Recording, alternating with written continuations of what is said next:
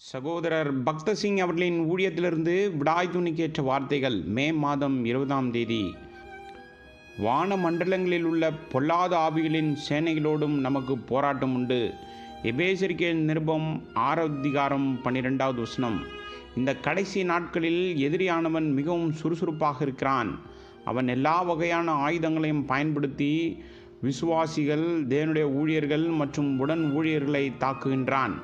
நம்முடைய விசுவாசத்தை பலவீனப்படுத்தவும், நமக்குள் சண்டை உண்டாக்கவும், ஆவிக்குரிய காரியங்களில் நம்மை அலட்சியப்படுத்தவும், மனசோர்வினால் நம் இருதயங்களை நிரப்பவும், நம்முடைய குழப்பத்தை ஏற்படுத்தவும் அவன் பல நுட்பமான உபாய தந்திரங்களை பயன்படுத்துகின்றான்.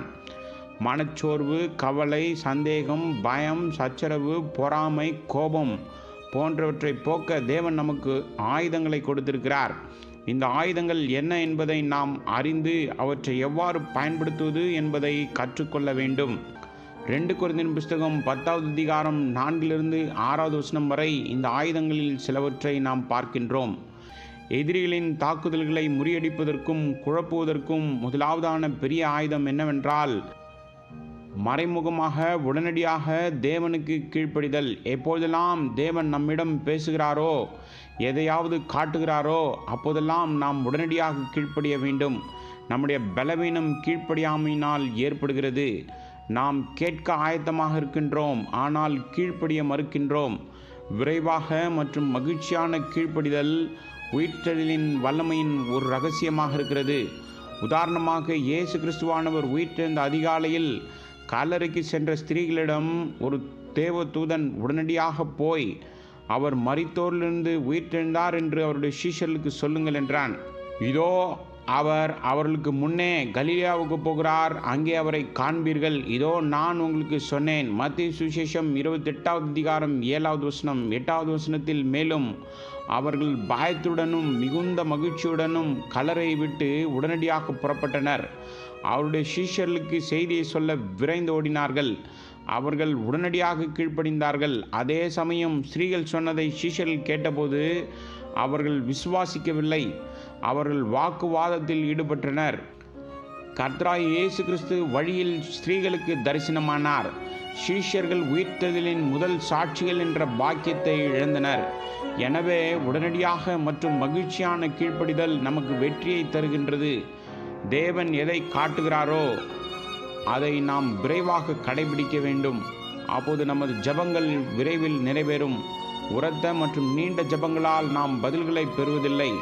தேவனுக்கு எதிராக உங்கள் வாழ்க்கையில் கீழ்ப்படியாமை என்பது இல்லை என்பதை நீங்கள் உறுதிப்படுத்திக் கொள்ளுங்கள். நம்மிடம் உள்ள 2வது ஆயுதம் இடைவிடாமல் ஜெபிப்பது. நம்முடைய ஜெபங்களுக்கு உடனடியாக பதில் கிடைக்காவிட்டாலும் சோர்வடையாமல் இருப்பது ஆகும். நாம் இடைவிடாமல் ஜெபிக்க வேண்டும், சோர்ந்து போகக்கூடாது. லூக்கா சுவிசேஷம் 18வது அதிகாரம் 1வது வசனம். பெரும்பாலும் நாம் ஜெபத்தில் கவனம் செலுத்த முடிவதில்லை.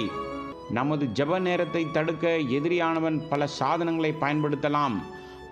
பல சமயங்களில் 1 மணி நேரத்தை ஜெபத்தில் செலவிட நாம் முடிவு செய்கின்றோம். ஆனால் நாம் முழங்காற்படியிடும்படி முன்வரும்போது ஒருவர் வந்து கதவை தட்டுவார்.